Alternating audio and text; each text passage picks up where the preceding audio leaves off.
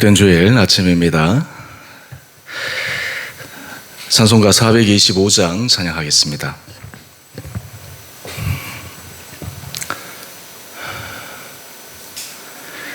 찬송가 425장입니다. 주님의 뜻을 이루소서. 고요한 중에 기다리니 진흙과 같은 날 빚으사 주님의 영상 만드소서. 주님의 뜻을 이루소서. 주님 발 앞에 엎드리니 나의 맘속을 살피시사 눈보다 이게 하옵소서. 주님의 뜻을 이루소서. 병들어 몸이 피곤할 때 권능의 손을 내게 펴사 강건케 하여 주옵소서. 주님의 뜻을 이루소서. 온전히 나를 주장하사 주님과 함께 동행함을 만민이 알게 하옵소서. 아멘.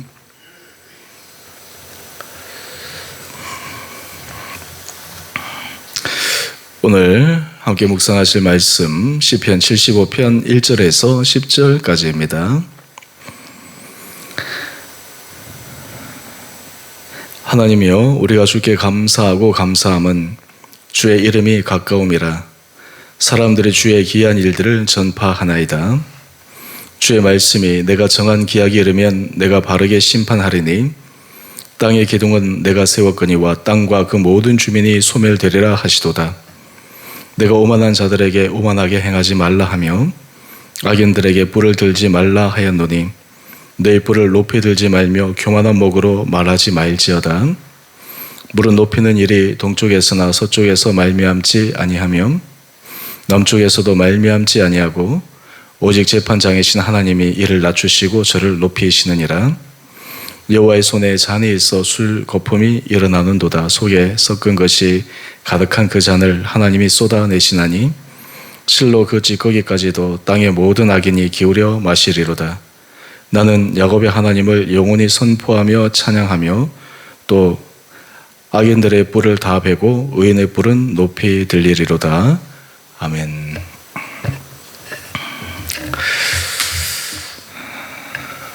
좋은 월요일 아침입니다.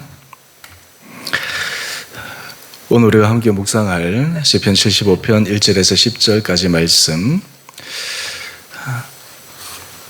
이 말씀의 주제로 우리 생명의 삶 큐티책에는 이렇게 제시하고 있습니다. 낮추기도 하시고 높이기도 하시는 의로우신 재판장. 오늘 먼저 우리가 함께 살펴볼 첫 번째 말씀 7절 말씀입니다. 7절 말씀을 보시면 오직 재판장이신 하나님이 이를 낮추시고 저를 높이시느니라. 우리 하나님께서 사람을 높이기도 하시고 낮추기도 하십니다. 사람이 아무리 자신이 높아지려고 해도 하나님이 낮추시면 어쩔 수 없이 낮아져야 합니다. 또한 사람이 자기는 자격이 없다고 도저히 감당할 수 없다 하더라도 하나님께서 높이시면 하나님께서 그 사람을 그 높음의 자리로 이끌어 올리십니다. 이스라엘의 초대왕 사울이 자신은 초대왕으로서 자격이 없다고 하나님께서 그를 지목하셨을 때 겸손한 마음으로 숨어 있었을 때는 하나님께서 그를 높이셔서 이스라엘의 초대왕의 자리에 올리셨습니다. 왕의 자리에 올라가서 그의 마음이 교만하여져서 이제 나는 내 능력으로 이 왕권을 유지할 수 있다. 그렇게 생각해서 자신의 마음대로 자신에게 주신 그 하나님 앞에 사명을 잊어버리고 무자비하게 권력을 휘둘른 그 사울은 최후의 모습은 결국 전장에서 죽임을 당한 것이었습니다. 우리 인생에 있어서도 하나님께서 높이기도 하시고 낮추기도 하시는 때가 있습니다. 하나님께서 때로 우리를 믿음의 길로 걸어가는 그 순간에도 수치를 당하게 하시는 그 순간, 하나님 앞에서 우리가 잠잠히 서게 되면 또는 하나님께서 그 모든 상황들을 새롭게 만들어 주십니다. 어제 제가 주일 말씀을 나누면서 다윗에 대해서 함께 나누었는데요. 오늘 새벽의 말씀, 하나님의 이를 낮추시고 저를 높이신다라는 이 말씀에서 다윗의 삶을 우리가 잠시 묵상하고자 합니다. 사실 다윗의 인생에 있어서 그가 큰 시험을 경험하게 된 근원적인 이유는 자신의 실수 때문이었습니다. 자신의 부하들은 전장에서 열심히 전쟁을 하고 있는데 편안히 왕궁에서 거닐다가 밧세바를 범하는 그런 사건을 통해 그에게 화가 미치게 되었습니다. 또한 그것을 숨기기 위해서 그 밧세바의 남편 우리아를 전장에서 불러들여서 자신의 실수를 덮으려고 했지만 그것도 마음대로 되지 않자 결국 전장에서 전사하는 것처럼 꾸며 실제로는 살인 교사를 하는 하나님 앞에서 도저히 용납할 수 없는 죄를 저지르게 됩니다. 이후에 밧세바 사이에서 자녀가 태어나지 않습니까? 근데 잘 아시는 것처럼 그 자녀가 죽음에 이르게 되었습니다. 이때 다윗이 하나님 앞에 정말 간절한 마음으로 무릎을 꿇고 기도합니다. 살려달라고 식음을 전폐하고 기도합니다. 그런데 그 기도를 하나님께서 듣지 않으셨습니다. 오히려 그 자녀를 데려가셨습니다. 아이가 죽은 다음 왕의 신하들이 이 소식을 왕에게 알리기를 두려워했습니다. 왜 그랬을까요? 아이가 살아있을 때도 그렇게 식음을 전폐하고 힘들어했는데 만약 이 아이의 사망 소식을 듣고 나면 그 왕의 심정이 어떠할까? 그런데 의외의 반응을 다윗이 보입니다. 아이가 죽었다는 이야기를 듣자 그 식음을 전폐한 자리에서 일어나서 오히려 마음을 다잡고 정상적인 삶으로 돌아갑니다. 하나님께서 그 아이의 생명을 살려주시기를 끝까지 간구했지만 하나님께서 데려가시면 어쩔 수 없는 것이죠. 다윗은 그것을 너무나 잘 알았습니다. 다윗의 인생에서 우리가 배울 정말 중요한 영적 교훈 가운데 하나는 하나님께서 낮추실 때 그는 그 자리에 그대로 머물러 있습니다. 또한 그 자리에서 하나님의 도우심을 간절히 바라고 있습니다. 이후에 다윗은 그 아이가 죽은 후에 오히려 상심하거나 힘들어서 마음이 지치기보다 오히려 정상적인 삶으로 그리고 그에게 주어진 사명을 감당하는 일상으로 복귀하게 됩니다. 그런데 이후에 참 놀라운 것은요, 다윗의 뒤를 이어서 왕이 된 사람이 솔로몬입니다. 그런데 그 솔로몬의 어머니가 누구죠? 그 솔로몬의 어머니가 바로 밧세바입니다. 너무나 신기하지 않습니까? 다윗이 범죄를 해서 하나님 앞에 큰 책망을 받은 그 빌미가 된 여인이 밧세바인데 하나님께서 나중에 그 밧세바와 다윗 사이에 태어난 그 솔로몬이 이 다윗의 뒤를 잇게 하는 참 우리의 인간의 이성으로는 이해할 수 없는 그런 놀라운 신비의 역사를 하나님께서 보이십니다. 여러분, 이런 의미에서 보면 높이기도 하시는 분은 하나님이시고 낮추기도 하시는 분은 또한 하나님이심을 우리는 압니다. 그런데 이에 반해서 우리가 믿음 안에서 걸어갈 때 하나님 앞에서 겸손함으로 때로는 하나님이 하시는 일에 대해서 우리가 받아들이는 마음으로 살아가는 사람들은 그 하나님의 하시는 일을 우리는 온전히 이해합니다. 사실 높아지고 낮아짐, 이것이 결국에는 사람을 통해서 하나님께서 하시는 일이 아니겠습니까? 하나님께서 다윗을 낮추실 때 그의 사랑하는 아들 압살롬을 통해서 그를 낮추셨습니다. 또한 그가 높아질 때도 하나님께서 그의 측근들을 통해서 그를 높이기도 하셨습니다. 여러분, 우리의 삶의 자리에서 하나님 앞에서 이런 중요한 겸손의 마음과 하나님의 하시는 일을 인정하는 마음을 가지는 것이 굉장히 중요합니다. 근데 이에 반해서 우리의 삶의 자리에 하나님의 인도하심, 하나님의 세미한 음성에 대해서 부정하거나 깨닫지 못하고 자신의 고집이나 교만으로 모든 상황을 판단하게 되는 경우가 있습니다. 왜냐하면 하나님이 하시는 일을 보지 못하기 때문입니다. 때로 사람이 우리를 공격할 때, 우리에게 수치를 줄 때, 우리에게 수모를 줄 때가 있습니다. 그런데 믿음의 사람은 그 사람만 보지 않습니다. 그 사람 뒤에서 역사하시는 하나님의 손길을 의식을 합니다. 그래서 그 순간에 하나님 앞에 회개합니다. 하나님 앞에 용서를 구합니다. 그 사람과의 관계에서뿐만 아니라 그 뒤에서 역사하시는 하나님의 손길을 의식하고 또한 그것을 두려워하기 때문에 하나님 앞에서 회개하고 용서하고 용서를 구하는 것입니다. 그런 의미에서 그 시간이 오히려 그의 영성이 회복되는 시간일 수가 있습니다. 하나님 앞에서 그의 마음을 새롭게 다지는 시간일 수가 있습니다.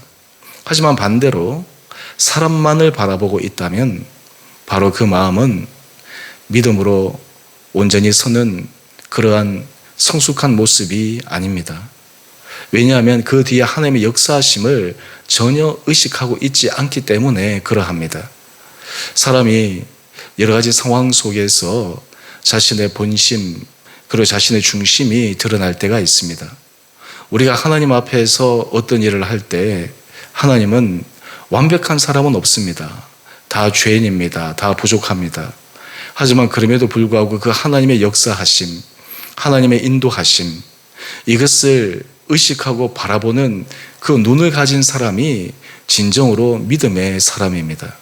하지만 그것을 의식하지 못하고 그저 사람의 하는 일, 사람의 말, 여기에만 의식하고 여기에만 휘둘리는 것은 결코 하나님 앞에서 올바른 믿음의 태도가 아닙니다.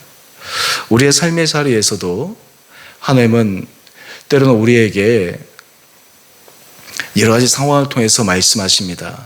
좋은 일을 통해서도 말씀하시고 안 좋은 일을 통해서도 말씀하시고 힘든 일을 통해서도 말씀하시고 때로는 내가 감당할 수 없는 여러 가지 시험과 어려움을 통해서도 말씀하십니다.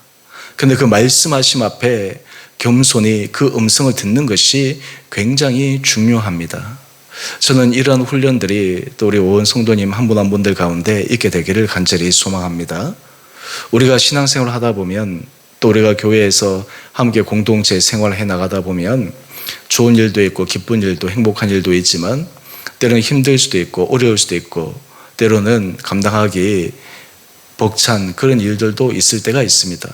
그런데 그때 그 사람의 믿음의 모습이 드러납니다.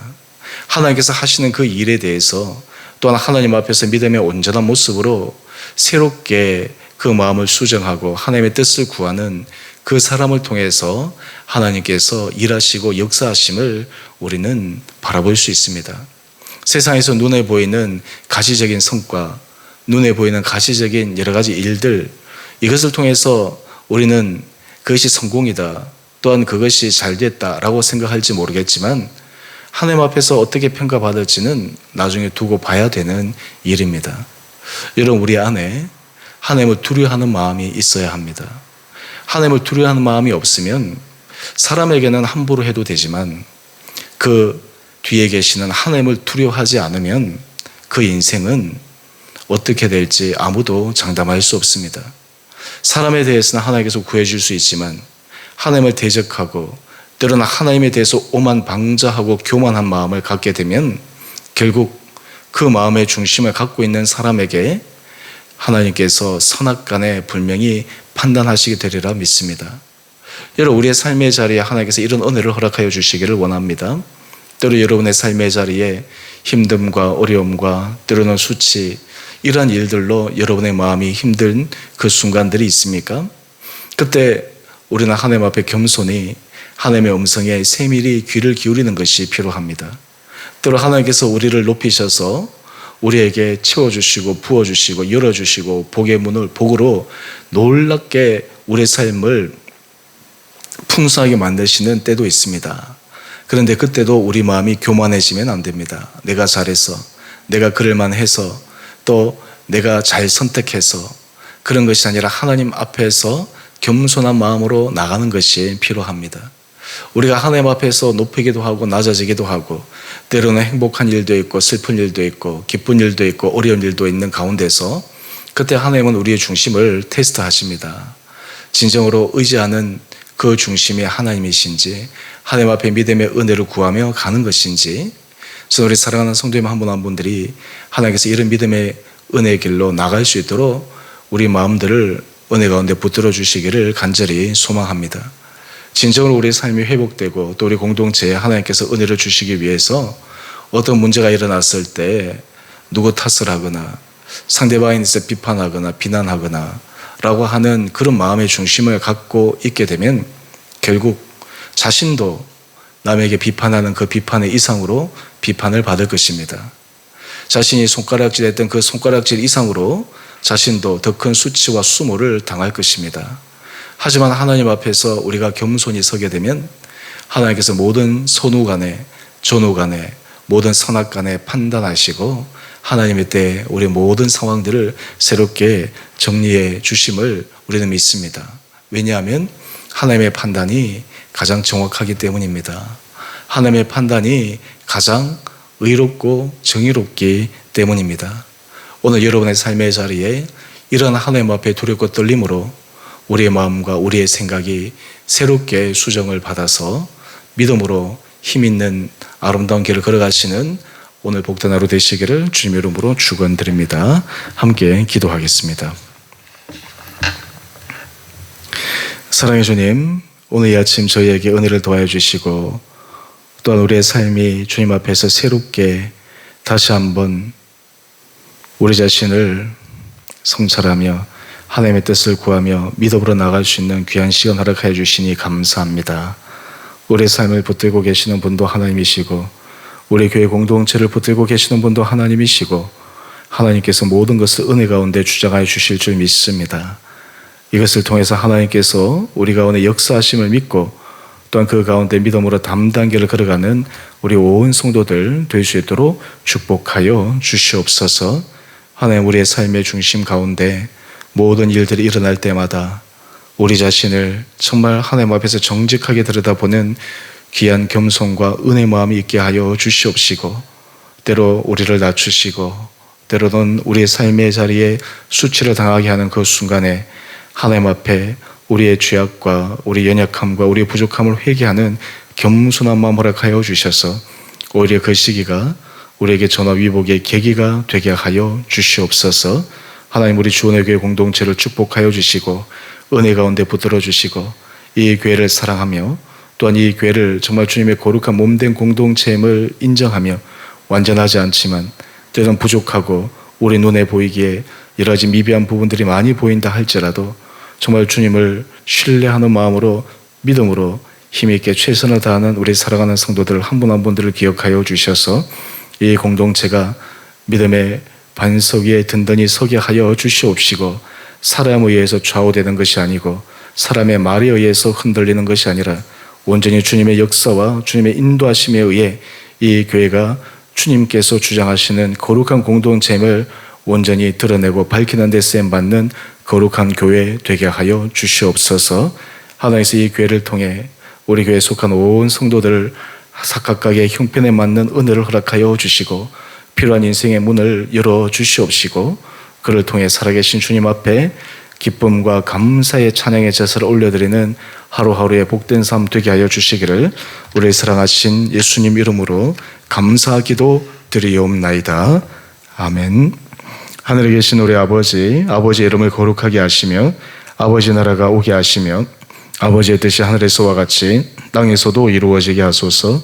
오늘 우리에게 일용할 양식을 주시고 우리가 우리에게 잘못한 사람을 용서하여 준 것 같이 우리의 죄를 용서하여 주시고 우리의 시험에 빠지지 않게 하시고 악에서 구하소서. 나라와 권능과 영광이 영원히 아버지의 것입니다. 아멘.